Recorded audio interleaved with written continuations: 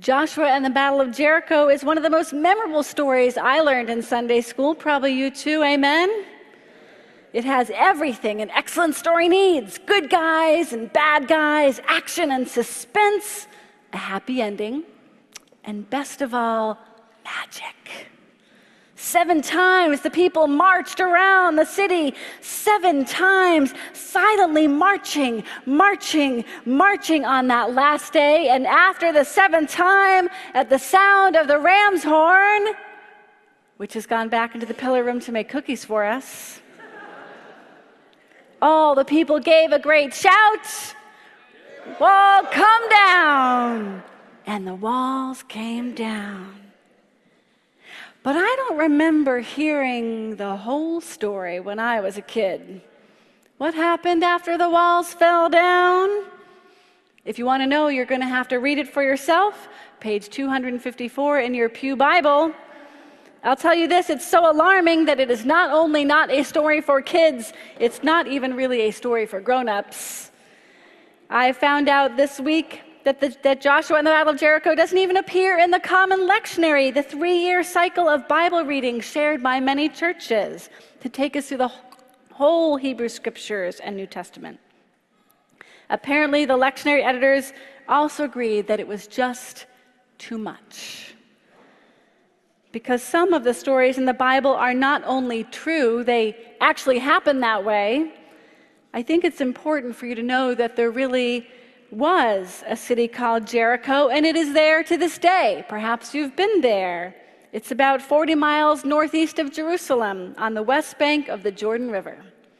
It's one of the few places set apart for the Palestinian people to live after their displacement from much of their land after World War II. It's a real place, but you can't get there from Jerusalem. Google Maps quite literally won't give you directions. It might as well be in another universe. Jericho is also one of the oldest inhabited cities in the world, and it did have a wall, the oldest wall in the world, in fact, built 10,000 years ago. And for those of you who go and read the whole story, you might be very glad to know that what Joshua said happened didn't really happen. The wall was not brought down by God or any invading armies, even Joshua's. And we know this because the wall was discovered in a series of archaeological digs in the last century, intact. That ancient wall had a tower. And the archaeologists wondered why 10,000 years ago people had built this wall and this tower, because 10,000 years ago, nobody lived in cities yet. They were still nomadic tribes who lived by hunting, by traveling far and wide and following the herds. They were not farmers who sat down and stayed in one place to work the land. One archaeologist studying Jericho had a hunch. He used a computer to reconstruct where the sun would have shone at sunset on the longest day of the year, and found that because of the angle of the sun and the nearby mountains, it would have cast a perfect shadow on the tower that then spread over the whole village. It would have been a sight to behold, a kind of human-made magic, inspiring awe and wonder. And that archaeologist decided that the early people built the wall and the tower not to keep enemies out. They built it to draw friends in. Because a few of them, the ones who built the wall and the tower, wanted to settle down together in a city and stay. And the wall and the tower and the moment they created at sunset for anyone who saw it attracted them so that they could be a larger people, a stronger people. Robert Frost starts his poem, "Something there is that doesn't love a wall." But the fact that he has to say that means that something or someone there are who does love a wall. You know, some walls are a good idea. Can you think of any good walls in our lives? Along the freeway to keep noise pollution from moving into the neighborhoods that the freeways have bisected, and animals from crossing and getting hurt, and people from crossing and getting hurt. Other walls. Dikes to keep back the ocean or the lakes as they rise, the rivers as they rise, to protect us. Other walls. House walls to keep us safe inside from storms or those who would do us harm.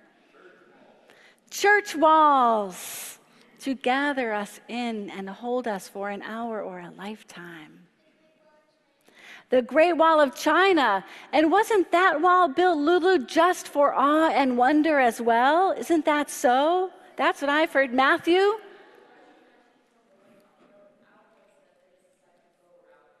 Say that louder.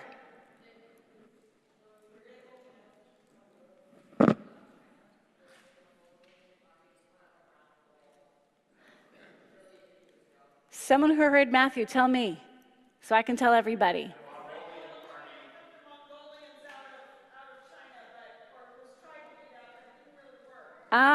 Was built to keep the Mongolians out of China, but it didn't work. Even then, walls did not work to keep people out who wanted to get in. I was thinking about walls in our own bodies, the walls of a heart that squeeze, that pump blood through your body, that contain your blood so it can be your body's transportation system. Where would we be without those walls? Where would we be without the walls of our skin holding our bodies together? We'd be a puddle of goo, right? There are some walls that are a good idea. There are some walls that are not a good idea. Tell me about walls that are a bad idea.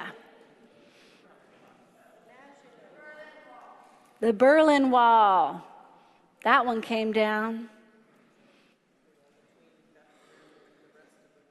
The walls between Bethlehem and the rest of the world. A people walled off, imprisoned in their own town. The proposed wall on our southern border, keeping people in danger out of a place that could make them safe. Gated communities that separate the rich and the poor. Walls that lock up prisoners. Walls to lock up people who have tried to cross the southern border, running from danger. Walls that keep people in solitary confinement for days or weeks or months apart from human companionship. There are walls we can see and walls we can't see. Some of the most dangerous walls are the walls we can't see. Like an electric fence, it can zap us when we try to get through. Some of us have walls around our hearts that don't serve a purpose, that don't keep us alive. They're not there to keep blood in, but those walls keep people out. I wonder what walls we might have inside of us that we can't see. Sometime maybe get quiet and ask God if you have walls up that you don't see.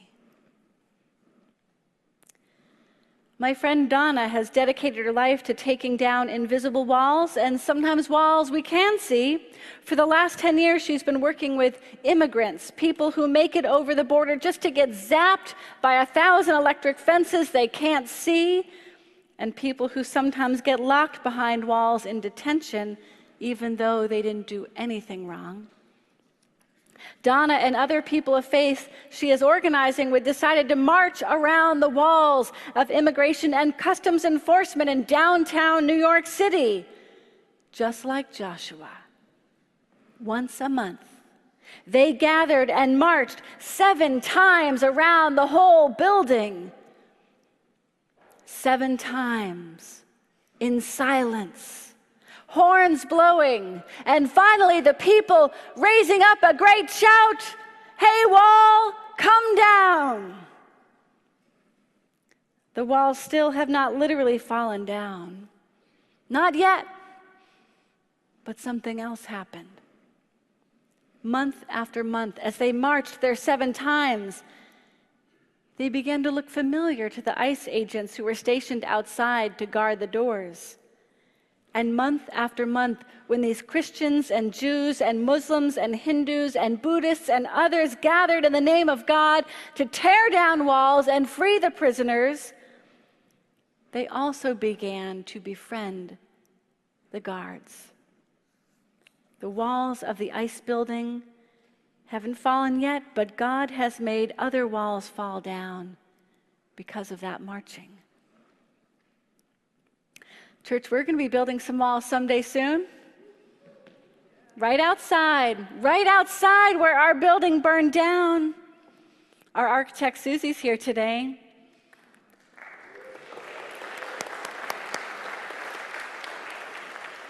Susie's been coming to church here a lot. I love that. Susie's going to help us design the walls so that they are good walls, yes?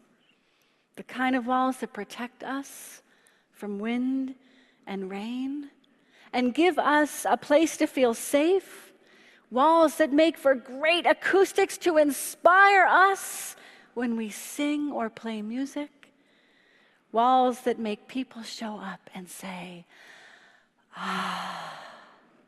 and want to stay so that we can be an even stronger people.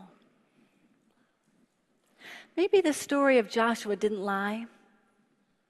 Maybe like with Donna in New York, God didn't make the physical walls fall down, but the invisible ones, the walls that were keeping God's people from God's other people. The Bible authors told this story to demonstrate God's power, and it still does.